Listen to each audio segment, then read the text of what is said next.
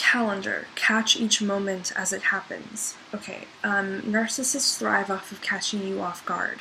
So make sure that you, when the perpetration situation happens, you want to get your calendar out, like I have mine, and you want to write down when it happened, exactly when it happens, and like at least within 24 hours of it happening, at least, you know, you want to write down what's going on this day, and before it evolves into a bigger problem later, because you just being able to say what it is and identify it and deal with it yourself is going to drastically change everything, because then you're going to have control over how you deal with it tomorrow. If you want to forget about it, if you feel like finding a backup solution so you can protect yourself next time, you can do that. You have the power. This was from the dollar store, Dollarama. So good for me, even though it's not as good as my other like agenda calendar that had like big pages and it was in a booklet form. This one is good because you can write stuff on it.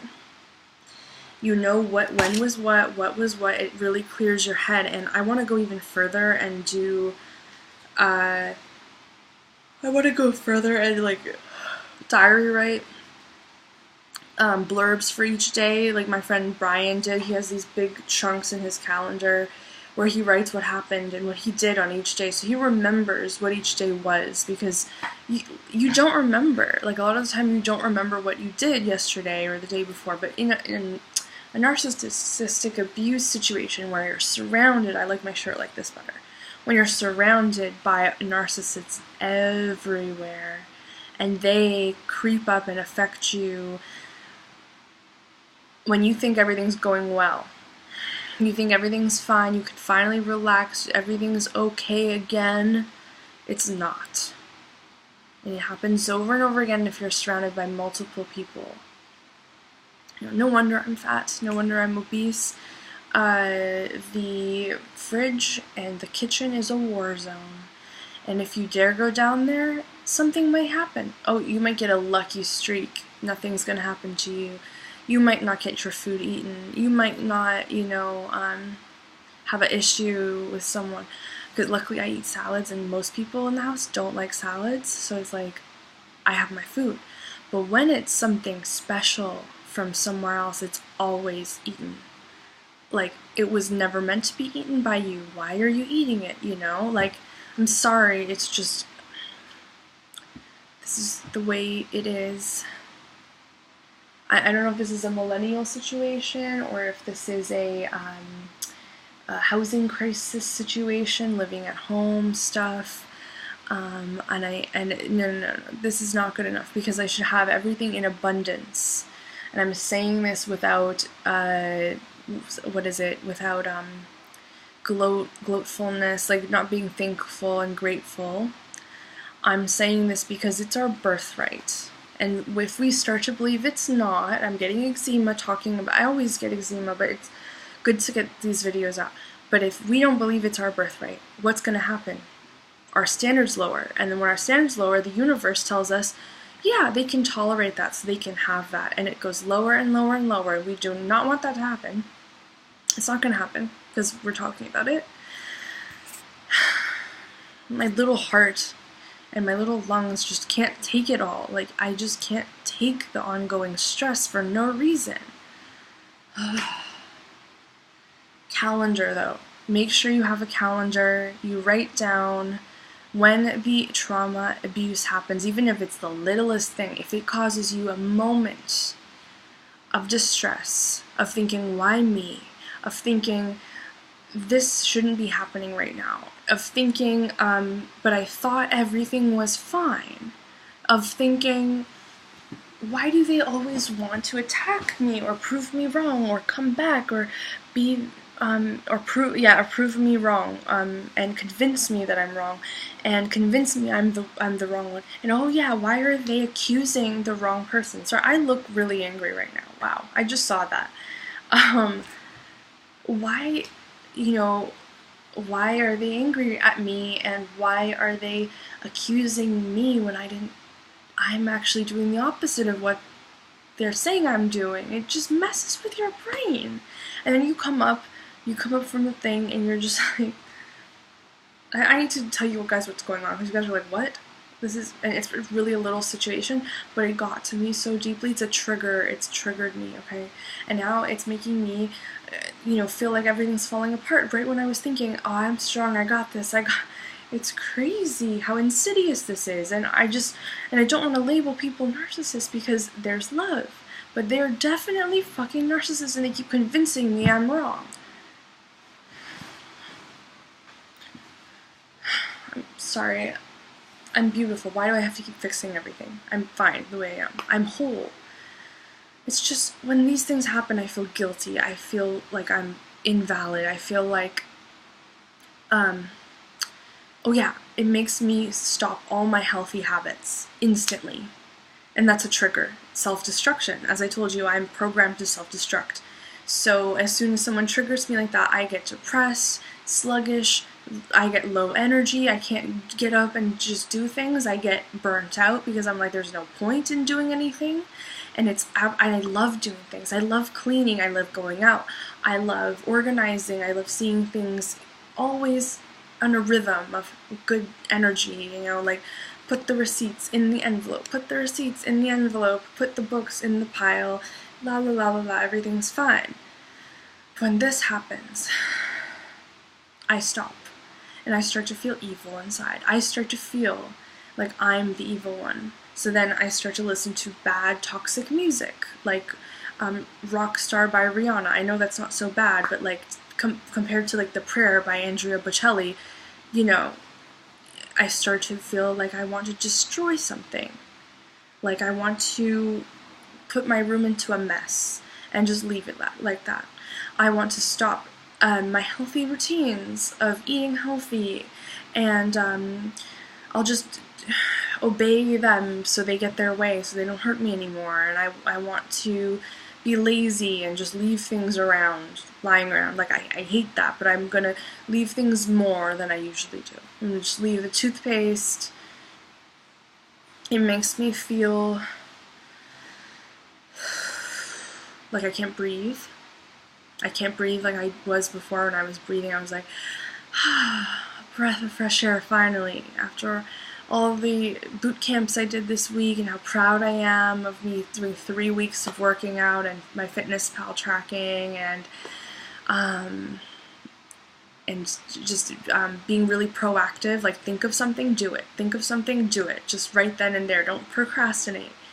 I was really, really proud of myself. And it's weird, I'm not even wearing like a lot of foundation, only I'm wearing it here, like concealer a little bit from the thing, but I'm not wearing it here. And I used to have the worst skin,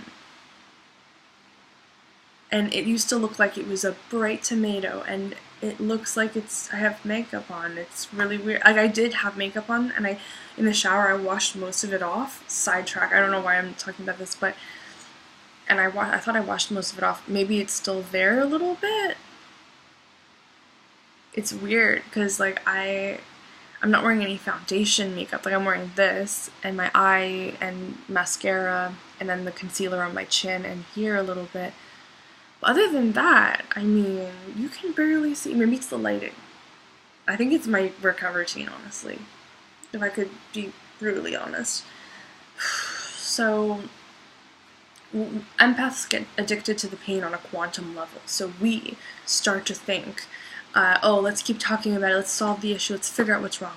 It's not you that's the problem, okay? You need to know it's external. This doesn't come from within us.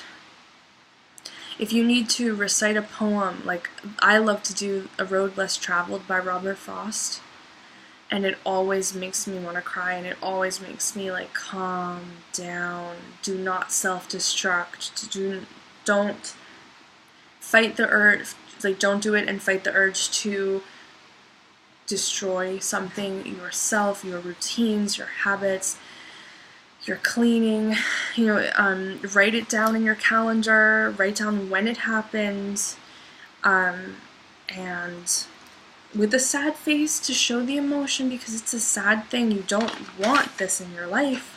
It's a bad thing. So make note of it and make it clear. This is my calendar technique, okay? And just lastly, before I go into what happened, and I'll do an example, this is what happened, but it made me not want to take my laundry out to the laundry room. It made me not want to take my garbage out of the room because I was so scared. So I'm hoarding stuff right at the door, you know, because I leave all my garbage at the door. Well, I don't usually leave it there, but like I'll put it there and then I'll take it down, right? But when trauma happens, I'll leave the garbage and it will pile up. I'll never take it down, because if you don't do it when you think about it, you won't do it ever. It's just human nature. We do it as we go. And if you don't stop and get something done, it's not on your list. It's not something important. Priorities, you know. And so, yeah, garbage will pile up. You know, clutter will pile up. All the work I did cleaning the other day, it's just gonna go to shit. Sorry for the language. I am in a bad mood right now. I need to stop doing that. I'm sorry. I'll leave, you know, I won't finish things, like I'll leave my tea, I won't even put the tea bag in, I'll forget something, I won't fully complete something because I'll forget, like I won't email that person I was supposed to email right when I got home because someone jolted me by triggering me, and then I forgot what I was going to do, and I, more importantly, not only forgot what I was going to do, but I spent an hour trying to heal from it afterwards. And I know Melanie Tanya Evans talks about how she would do yoga and try and heal for hours in the morning before taking on the day because it was so hard to face the day after what she went through. And for a person like me who's gone through this since childhood, for my family members, so I've gone through this since childhood repetitively on a holiday basis, so whenever I see my family on holidays, it would be the same trauma over and over again, or whenever I would just basically, you know, I would annoy someone too far by just being me, you know, like by asking to watch a certain TV show, like The Simpsons, I think it was, because it came on and I knew I wasn't allowed to watch it, so I went to ask my parents, and they said, and they were on the phone and they were supposed to, you know, they were working but also had to kind of watch me at the same time, but they were in their office. So I went and I asked them and I said, hey, I said hey because I was like 6 or 5, like I go into the office and I'm like, can I watch this TV show? Can I watch it? It's on TV.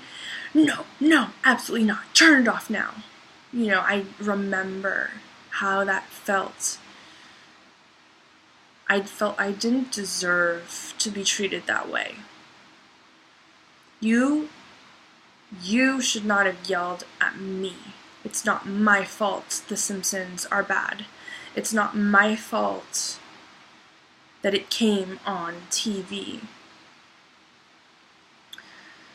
I didn't invent The Simpsons, obviously. I'm 5 at the time, and I just thought, why doesn't he love me? Why doesn't he care?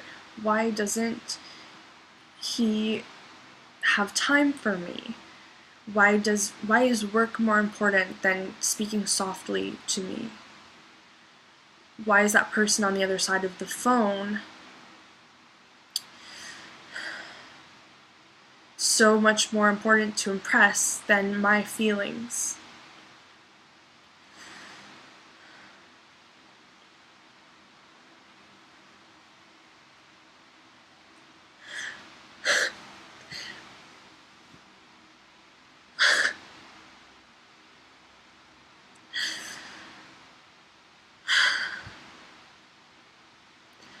I feel so much better just doing this, so thank you. I'm sorry. No, I'm not sorry. Sorry, I'm not sorry. Crying is beautiful and healthy, and it makes you playful again, and it connects you back to God. It's something that I have that I should never be ashamed of, because I'm blessed, as we are blessed, if you're watching this video too. We're blessed to have this. This is our, not only our defense mechanism, it's not even a defense mechanism, it's a protection. It is a, like a waterfall of cleansing and letting go. Because you let go when the tears fall out.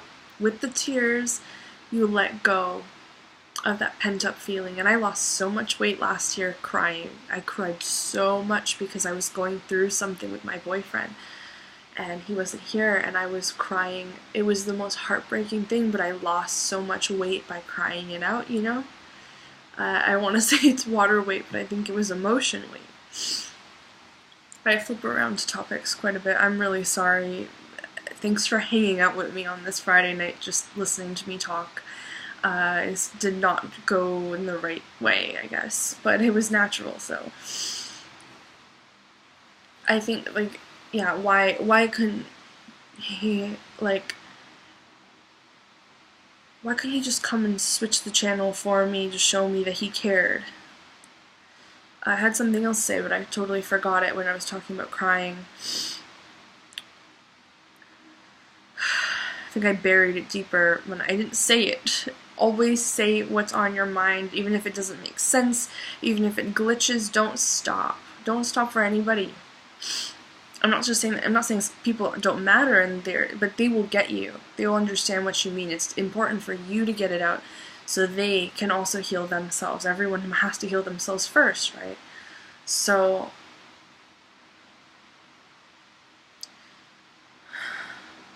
yeah, I always wondered why is that person on the phone, I wonder who that person was too.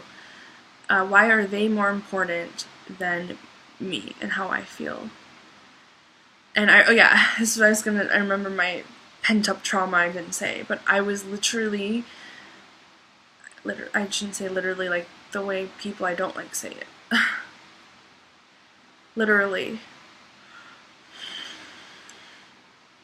I remember being right next to the dryer and the wash machine, because there was that between the office and then the family room.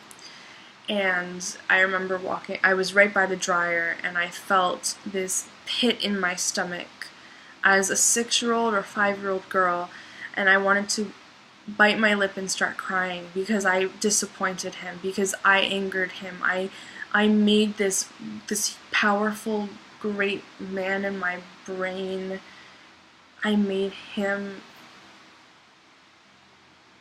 mad at me. Like, I made him distressed. I made him create such negativity. That's what I thought. I thought that pattern. You know, I made him, because of my existence, I made him create this wave of negativity. So therefore I am a negative, bad person, and I deserve to suffer for it. And that's the thought pattern. And I'm smiling because by doing this, I'm healing from it, and I'm figuring out where this all came from. Oh my gosh. This is just restricting my stomach. And I shall remove it. Okay. Bye-bye. Oh my god, that feels so much better. I can breathe again. Oh, it was just my skirt that I was wearing that was like cutting off my diaphragm. I actually feel so much better. Okay.